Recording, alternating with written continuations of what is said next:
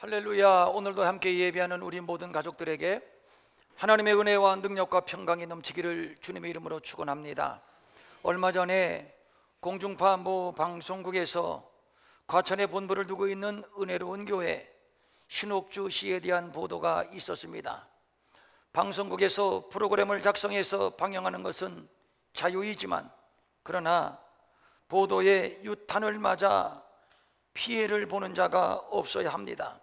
정확히 말하면 그 집단은 이단 사이비 집단뿐일 뿐이지 교회도 아니고 목사도 아닙니다.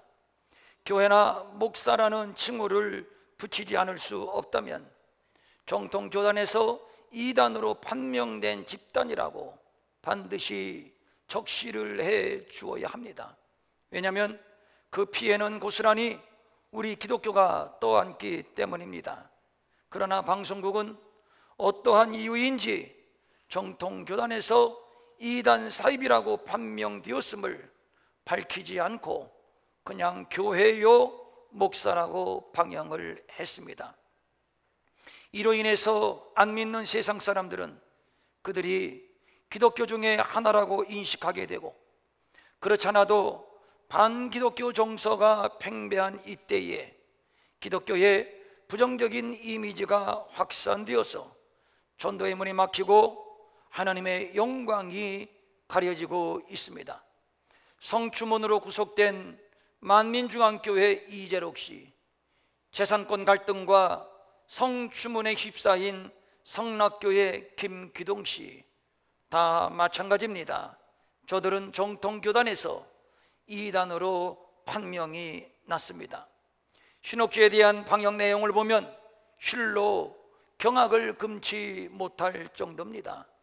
그의 폭행, 감금, 노동력 착취 등 인권 유린 행태가 만천하에 공개되었습니다. 타작마당이라고 하는 의식 아래 자식이 부모의 뺨을 때리고, 부모가 자식의 뺨을 때리고 머리채를 잡아 흔듭니다. 저들에게 이러한 배륜적인 행동은 모두 믿음이 없고, 신옥주를 맹신하는 일부 교인들은 끝까지 자신들의 잘못을 인정하지 않았습니다. 오히려 성경 말씀을 이행했을 뿐이라며 자신들의 폭력을 정당화했습니다. 신옥주는 성경에 적힌 말씀을 자의적으로 해석하여 순진한 신도들을 세뇌시켰습니다. 세뇌당한 신도들은 신옥주를 맹신했습니다. 신도들에게 신옥주는 제2의 하나님이었습니다. 맹목적인 신뢰를 얻은 신옥주는 신도들에게 폭력과 감금을 무차별적으로 행사했습니다. 또 강압적으로 재산을 헌납하게 하고 약속의 땅이요 낙토라고 불리는 피지섬으로 이동시켜 노동력을 착취했습니다. 무려 그에게 속아서 피지로 이주한 자들이 400여 명이나 됩니다. 그의 행동을 말리거나 항의하는 사람은 하나도 없었습니다. 신옥주에게 세뇌당한 신도들은 순진한 양이었습니다. 신옥주는 기자와의 인터뷰에서 성경의 말씀대로 행하고 있고 자신의 행동이 떳떳하다고 강변을 했습니다. 더 웃기는 것은 자신만이 성령의 음성을 들을 수 있는 유일한 그릇이며 성경에 기록된 해석자라고 하나님께서 자신에게 그렇게 말씀해 주셨다는 겁니다. 대한민국 경찰이 피지를 찾아가 그들에게 여권을 돌려주고 빨리 귀국을 하라고 해도 보도에 의하면 한 사람도 귀국하는 자가 없었습니다. 아버지가 아들을 데리러 갔는데 아들은 한사코 여기가 좋다고 안 가겠다고 해서 눈물을 머금고 아버지는 빈손으로 돌아와야 했습니다. 어떤 노인은 집단 구타를 당해서 뇌출혈로 사망을 했습니다. 그런데도 아들은 아버지가 타작당해서 죽은 것이 아니라고 믿습니다. 아니, 믿고 싶지 않았는지도 모릅니다. 한번 생각해 보십시오. 자식이 부모의 뺨을 때리는 종교가 상식적으로 올바른 종교입니까? 노동력을 착취하고 임금 한 푼을 안 주는 종교, 눈 감고 봐도 정상이 아닙니다. 틀렸습니다. 분명 잘못되었습니다. 이것은 상식적으로도 이단이고 상식적으로도 사입입니다. 그런데 더 이해가 안 되는 것은 자식이 부모의 뺨을 때리는 것이 성경적이고 신옥주는 하나님의 대리자요 참 목자라고 철석같이 믿고 있다는 겁니다. 그러면 우리가 여기에서 생각할 것이 있습니다.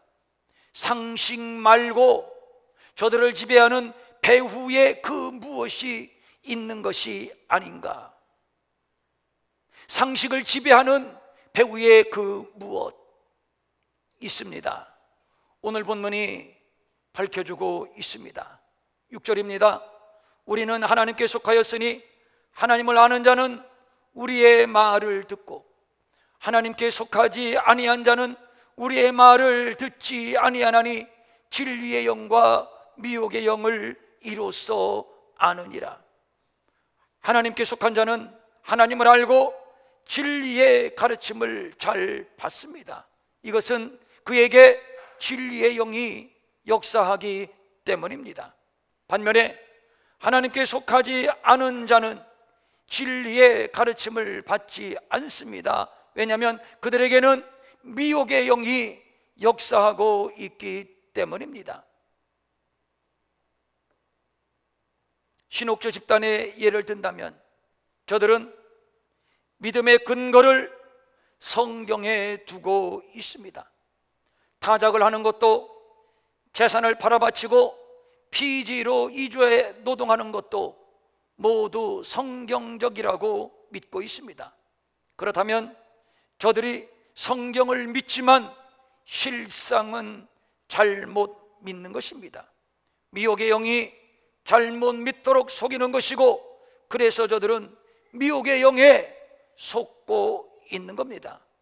여기에서 미혹이라고 하는 말의 의미는 부정, 그릇됨, 어그러짐, 유혹이라는 뜻으로서 성경에서는 죄인들이 걸어가는 길을 표현할 때 이 단어를 사용했습니다. 예를 든다면 베드로후서 3장 17절입니다. 그러므로 사랑하는 자들아, 너희가 이것을 미리 알았은즉 무법한 자들의 미혹에 이끌려 너희가 굳센 데서 떨어질까 삼가라. 여기에서 말하는 무법한 자는 성경을 억지로 푸는 거짓 선생을 말하는 것입니다. 그러니까 성경을 억지로 푸는 거짓 선생들의 거짓 속임수에 빠지면 결국 믿음에서 떨어지게 된다는 것이지요. 우리를 거짓으로 속이고 유혹하는 미혹의 영이 분명히 있습니다. 신옥주 집단에 왜 저렇게 많은 사람들이 열광하며 따라가는 것입니까? 실제로 대전의 한 대형 교회에서 있었던 일입니다. 그 교회의 목사님 사모님이 이 신옥주에게 빠졌습니다. 그는 주일이면 교회 앞에 가서 피켓을 들고 아무개 목사는 가짜다, 내가 같이 살아봐서 아는데 가짜다, 아무개 목사가 몸이 허약한 것은 하나님께 벌을 받아서 그렇다라고 외쳤습니다. 결국 목사님은 사임을 하고 목회를 중단했습니다. 사모님이 신옥주 집단에 빠져서 자기도 망치고 아이들도 망치고 남편 목사님도 목회를 못하도록 망치고, 이런 일이 일어나는 것은 그가 미혹되었기 때문입니다. 한국교회를 혼란스럽게 하는 것은 신옥주 집단만이 아닙니다. 요즘 한국교회의 가장 큰 골칫덩어리는 신천지입니다. 그런데 신천지에 빠지는 분들이 성경에 무식한 불신자들, 초신자들만이 아닙니다. 신학을 전문적으로 공부한 목사님들도 빠지고 있습니다. 내가 지금까지 잘못 믿었다, 이제 진리를 찾았다, 그 진리는 이만이다, 그 진리는 신천지다. 미혹을 받았기 때문에 속는 것이요, 속았기 때문에 저들은 넘어지는 겁니다. 이 미혹의 역사는 어제 오늘의 일이 아닙니다. 이미 에덴 동산에서 아담과 하와를 미혹하여 선악과를 따먹어 범죄하게 했고, 또 중요한 것은 여기에서 재미를 본 사단은 동일한 방법으로 오늘날 우리를 미혹하고 부패하여 타락시키려 한다는 것입니다. 고린도후서 11장 3절입니다. 뱀이 그 간계로 하와를 미혹한 것 같이 너희 마음이 그리스도를 향하는 진실함과 깨끗함에서 떠나 부패할까 두려워하노라. 이것은 바울의 고린도 교회를 향한 염려였습니다. 하와를 미혹했다는 것은 완전히 속였다는 것을 의미합니다. 감쪽같이 속였고 감쪽같이 속아 넘어갔습니다. 그런데 문제는 그와 동일하게 오늘날 교회를 향해서도 그렇게 감쪽같이 속여 넘어뜨리려는 사단의 미혹이 계속되고 있다는 사실입니다. 바울도 이것을 염려했습니다. 아니, 바울에게 이것은 염려 정도가 아니라 두려워하노라, 두려움이었습니다. 이 두려움은 단순한 심리적인 두려움이 아니었습니다. 아담과 하와가 미혹을 받아 사단에게 굴복했을 때 사단은 인간의 약점을 간파했습니다. 그렇다면 사탄은 이 약점을 집요하게 파고들 겁니다.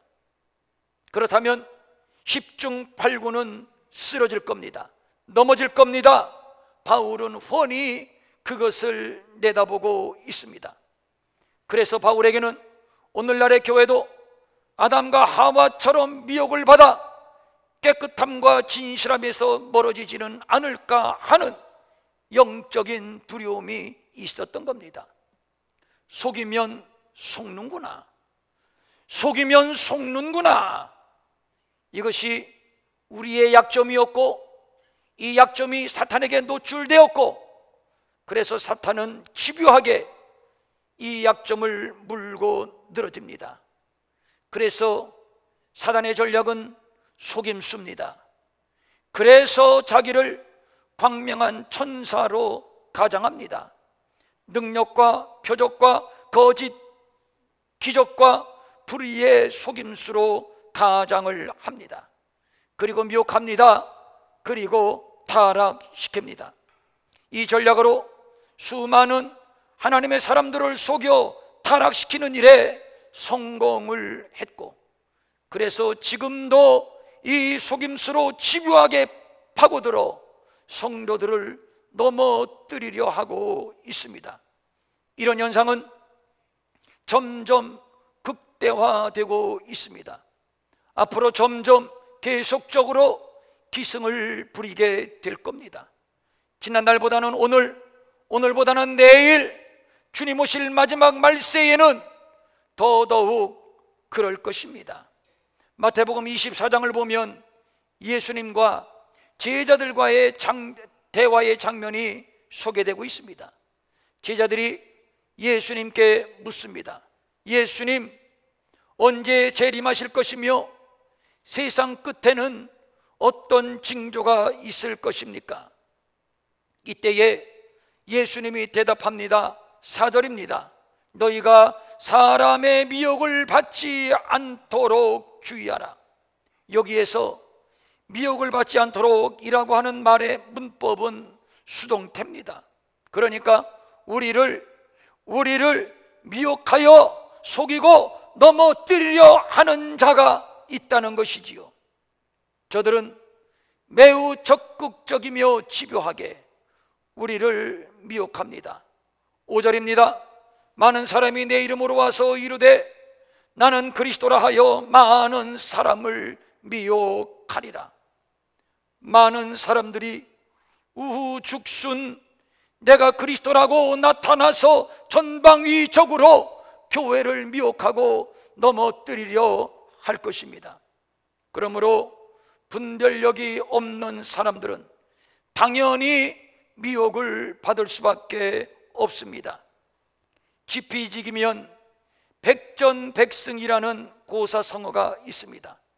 사단이 인간의 약점을 간파했지만 성경은 이에 대처하는 방법을 우리에게 말씀해 주고 있습니다.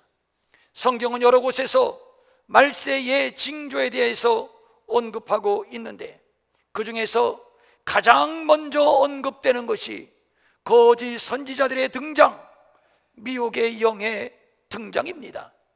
말세의 거짓 선지자들은 여기저기서 우후죽순격으로 나타날 겁니다. 사실인지는 모르지만 한간에 들리는 소문에 의하면 북한에도 자칭 예수라 하는 자들이 있답니다. 이것이 사실이라면 실로 무서운 일입니다. 저들은 거짓으로 성도들을 미혹할 것이고 거짓으로 예언할 겁니다. 능력과 표적과 거짓 이적과 불의의 속임수를 동원할 겁니다. 하늘에서 불을 끌어내리기도 할 것입니다. 그래서 마태복음 24장 24절입니다.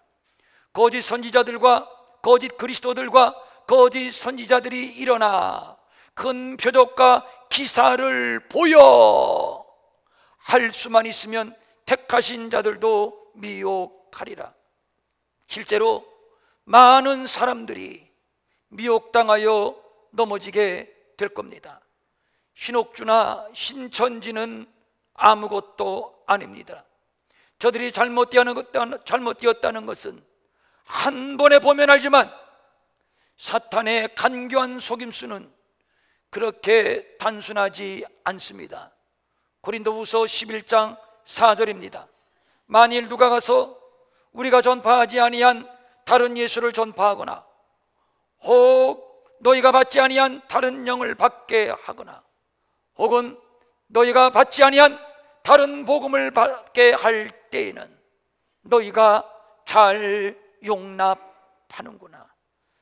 다른 예수, 다른 영, 다른 복음을 전할 때에는 더 혹한다는 겁니다.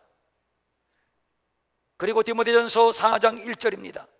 그러나 성령이 밝히 말씀하시기를 후일에 어떤 사람들이 믿음에서 떠나 미혹하는 영과 귀신의 가르침을 따르리라 하셨으니 하나님의 교회를 파괴하려는 사단의 강한 영향력을 말씀하는 겁니다.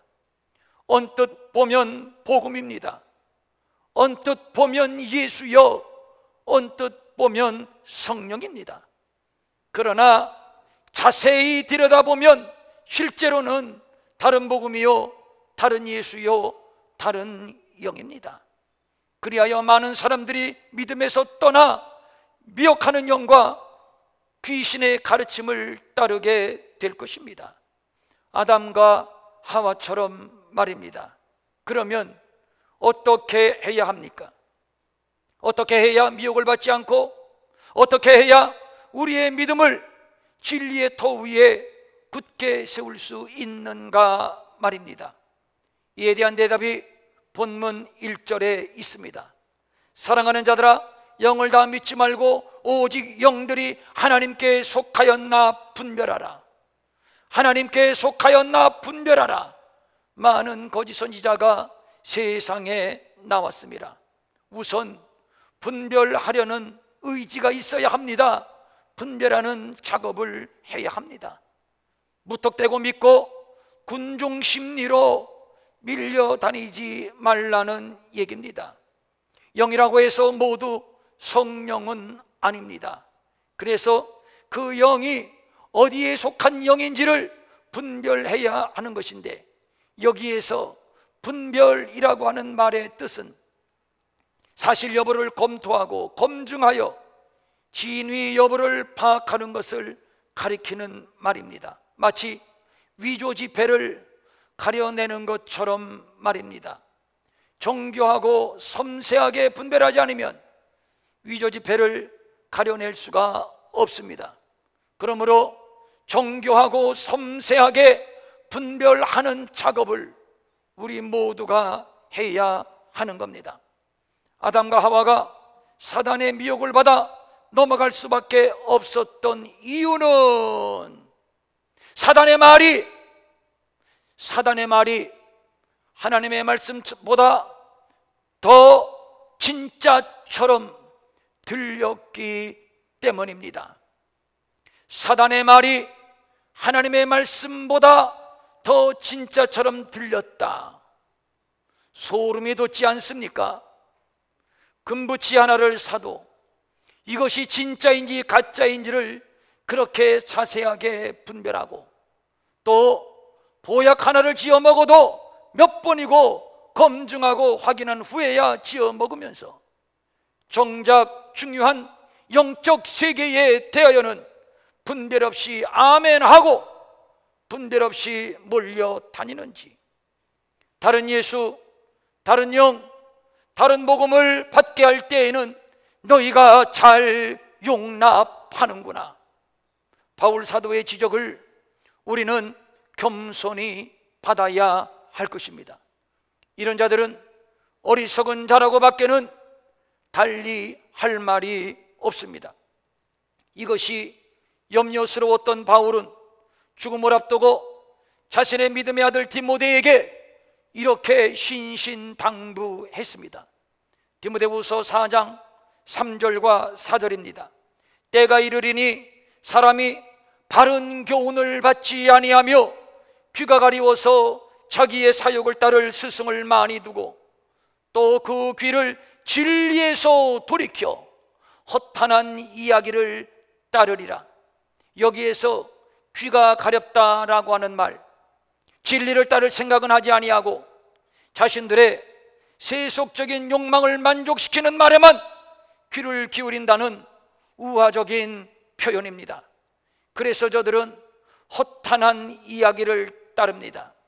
여기서 말하는 허탄한 이야기는 늙은 노파가 자신의 어린 손자에게 들려주는 만들어낸 이야기입니다. 울고 웃는 재미는 있습니다. 그래서 어린아이는 또 들려달라고 졸라댑니다.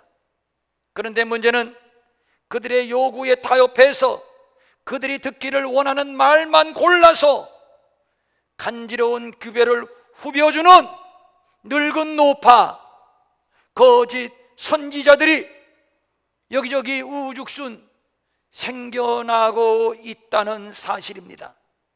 이런 현상이 예레미야 선지자 때에도 있었습니다. 예레미야 5장 31절입니다. 선지자들은 거짓을 애원하며 지사장들은 자기 권력으로 다스리며 내 백성은 그것을 좋게 여기나니 마지막에는 너희가 어찌 하려느냐. 거짓 선지자들, 거짓 제사장들, 그리고 백성들까지 한 통이 되었습니다. 진리는 안중에도 없습니다. 브레이크 없는 욕망만이 득실거릴 뿐입니다. 가려운 귀만 후벼준다면 그를 따를 것입니다. 사단은 말합니다. 너희가 듣고 싶어하는 말을 얼마든지 해줄 테니, 얼마든지 너희들의 가려운 귀를 후벼줄 테니 그 대신 너희들의 영혼을 내놔라. 섬뜩하지 않습니까? 그러므로 분별해야 합니다. 그러면 어떻게 분별해야 합니까? 무슨 수로 분별하고 무엇을 가지고 분별합니까? 본문 2절과 3절입니다. 이로써 너희가 하나님의 영을 알지니 곧 예수 그리스도께서 육체로 오신 것을 시인하는 영마다 하나님께 속한 것이요 예수를 시인하지 아니하는 영마다 하나님께 속한 것이 아니니 이것이 곧 적그리스도의 영이니라. 여기서 말하는 육체는 시공의 제한을 받는 흙으로 만들어진 인간의 몸을 의미하는 것으로서 성자 하나님의 성육신 사건을 말하는 겁니다. 육체를 입고 이 땅에 오신 예수님, 그는 동정녀의 몸에 잉태되어 죄 없이 이 땅에 오셨습니다. 그가 세례를 받으실 때 하늘에서 음성이 들렸습니다. 이는 내 사랑하는 아들이요 내 기뻐하는 자라. 그리고 광야에서 사단의 시험을 받으셨을 때 사단아 물러가라. 첫사람 아담은 실패했지만 둘째 아담 예수님은 통쾌하게 승리하셨습니다. 그는 공생의 3년을 사시면서 죽은 자를 살리셨습니다. 걷지 못하고 듣지 못하고 보지 못하는 자를 고치셨고 귀신 들린 자, 나병 환자를 고치셨습니다. 뿐만 아니라 물 위를 걸으셨고 말씀 한마디로 풍랑을 잔잔하게 하셨고 또 오병이어로 장정만 5,000명을 먹이고도 12광주리가 남게 하셨습니다. 그리고 세리, 장기, 사마리아 여인과 같은 이방인들, 이렇게 소외되고 상처받은 자들과 함께 어울리시면서 저들의 친구가 되어 주셨습니다. 그리고 정말 중요한 것은 육체를 입고 오신 예수님은 우리의 죄를 대신 담당하기 위하여 죄 없는 몸으로 빌라도의 재판을 받으셨고 십자가를 지셨고 매를 맞으셨고 피를 흘리셨고 그리고 다 이루었도다 한마디를 남기고 운명하셨고 그리고 무덤 속에 3일 동안 장사 지낸 바 되셨다가 부활하시어서 우리의 부활의 첫 열매가 되어 주셨고 저를 믿으면 멸망치 않고 영생을 얻는 생명의 주가 되어 주셨습니다. 예수 그리스도, 그는 육신을 입고 이 땅에 오셔서 우리의 죄를 대속하신 하나님의 아들 성자 하나님이십니다. 그런데 인간의 안목, 인간의 지혜로는 이를 알 수도 없고 깨달을 수도 없습니다. 성경은 말씀합니다. 보혜사 곧 아버지께로부터 나오시는 진리의 성령이 오실 때에 그가 나를 증언하실 것이며 진리의 성령이 오시면 그가 너희를 모든 진리 가운데로 인도하신다고 말씀하셨습니다. 성령님은 진리의 영이십니다. 그가 우리에게 예수를 증언해 주시고 우리를 진리 가운데로 인도하십니다. 그러므로 진리의 영이신 성령의 가르치심, 성령의 깨닫게 하심을 통해서만 우리는 예수를 알 수 있고 예수를 깨달을 수 있고 예수를 믿을 수 있는 겁니다. 그래서 베드로가 주는 그리스도시요 살아계신 하나님의 아들이라고 고백했을 때 예수님은 이것을 내게 알게 하니는 혈육이 아니라 하늘의 하나님께서 알게 하신 것이라고 말씀하셨던 것입니다. 그러면 진리의 성령이 우리에게 깨닫게 하시는 그 진리는 무엇인가? 육신을 입고 이 땅에 오신 하나님의 아들 예수 그리스도입니다. 그는 우리를 죄와 사망에서 건지기 위하여 세상 죄를 지고 가는 하나님의 어린 양으로 이 땅에 오셨습니다. 당시에 많은 사람들은 육신으로 오신 하나님의 아들 예수를 믿지 않았습니다. 인정하지 않았습니다. 당시의 사람들은 하나님의 아들이 어떻게 전한 육신을 입고 세속 사회에 오실 수가 있느냐고 말하면서 결코 믿지 않았습니다. 사도 요한 당시에는 이러한 사상이 휩쓸었던 시기였습니다. 십자가에서 죽은 예수는 하나님의 아들 예수 그리스도가 아니라 단지 평범한 한 인간이었을 뿐이라고 말합니다. 그러나 성경 마태복음 1장 20절은 육체로 오신 예수님의 탄생에 대하여 이렇게 밝히고 있습니다. 그에게 잉태된 자는 성령으로 된 것이라.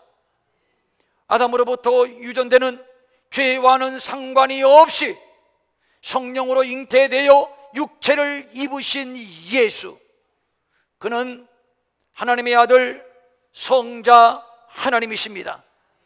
그래서 본문 14절입니다. 누구든지 예수를 하나님의 아들이라 시인하면 하나님이 그의 안에 거하시고 그도 하나님 안에 거하느니라. 영은 두 종류가 있습니다. 진리의 영과 미혹의 영입니다. 미혹의 영은 우리로 하여금 예수 그리스도가 육체를 입고 오신 하나님의 아들이심을 부인하는 영입니다. 미혹이라고 하는 말 자체가 부정, 그릇됨, 어그러짐, 유혹이라고 말씀을 드렸습니다. 아주 간교하게 속입니다. 그래서 요한복음 8장 44절은 그의 정체를 이렇게 밝혀주고 있습니다. 진리가 그 속에 없으므로 진리에 서지 못하고 거짓을 말할 때마다 제 것으로 말하나니 이는 그가 거짓말쟁이요 거짓의 아비가 되었음이라. 이 땅에 난무하는 모든 거짓은 그 출처가 사단입니다. 그래서 그는 거짓말쟁이요 거짓의 아비입니다. 우리가 아무리 높은 상식을 들이대고 높은 지성을 들이대고 높은 과학을 들이대고 윤리적인 잣대로 저울질해도 사단의 거짓은 분별해 낼 수가 없습니다. 우리가 보는 마술은 모두가 속임수입니다. 보고도 속는 것이 마술입니다. 우리가 마술사의 속임수 하나도 분별해 내지 못하는데 거짓말쟁이요 거짓의 아비인 사단, 에덴에서 아담과 하와를 속여 타락시켰던 사단의 속임수, 사단의 미혹을 분별할 수 없다 하는 것은 너무도 당연한 것입니다. 방법은 단 하나, 진리의 영의 가르침, 진리의 성령의 조명을 받아야 합니다. 본문 2절입니다. 이로써 너희가 하나님의 영을 알지니 곧 예수 그리스도께서 육체로 오신 것을 시인하는 영마다 하나님께 속한 것이요. 이 말을 쉽게 풀이하면 이렇습니다. 예수 그리스도께서 육체로 오신 것을 시인하는 영은 모두 하나님의 영입니다. 모두 진리의 영입니다. 다시 강조해서 말씀드릴까요? 하나님의 영밖에는 없습니다. 진리의 영밖에는 우리를 진리 가운데로 인도하는 영은 없습니다. 하나님의 영만이, 진리의 영만이 예수가 육체로 오셨음을 증언합니다. 그래서 그 영을 진리의 영이라고 하는 것입니다. 4절의 말씀처럼 세상에 속한 자들은 세상에 속한 말만 합니다. 세상은 세상에 속한 말만 들으려고 합니다. 그 이유는 자신의 가려운 귀를 긁어주는 말이기 때문입니다. 그리고 그런 자들을 열광하며 환호합니다. 그러나 우리는 하나님께 속하였습니다. 그러므로 우리는 하나님의 말씀만 듣습니다. 내 안에서 하나님의 말씀을 들려주는 영이 있으니 그 영은 그리스도의 영이요 그 영은 진리의 성령입니다. 그가 우리를 진리 가운데로 인도합니다. 진리를 깨닫게 합니다. 우리로 하여금 진리 안에서 살게 합니다. 그러므로 중요한 것은 세상에 속한 말인지 하나님께 속한 말인지를 분별해야 합니다. 가려운 길을 아무리 시원하게 긁어줘도 후벼줘도 세상에 속한 말이라면 그것은 미혹입니다. 옥석을 가려야 합니다. 세상에 속한 말에 미혹당하면 안 됩니다. 그 말에는 생명이 없습니다. 진리가 없습니다. 그리스도의 영, 진리의 영이신 성령님은 우리로 하여금 예수가 육체를 입고 이 땅에 오신 하나님의 아들 그리스도이심을 믿게 합니다. 그래서 본문 1절입니다. 사랑하는 자들아 영을 다 믿지 말고 오직 영들이 하나님께 속하였나 분별하라. 많은 거짓 선지자가 세상에 나왔습니다. 그리고 마지막 6절입니다.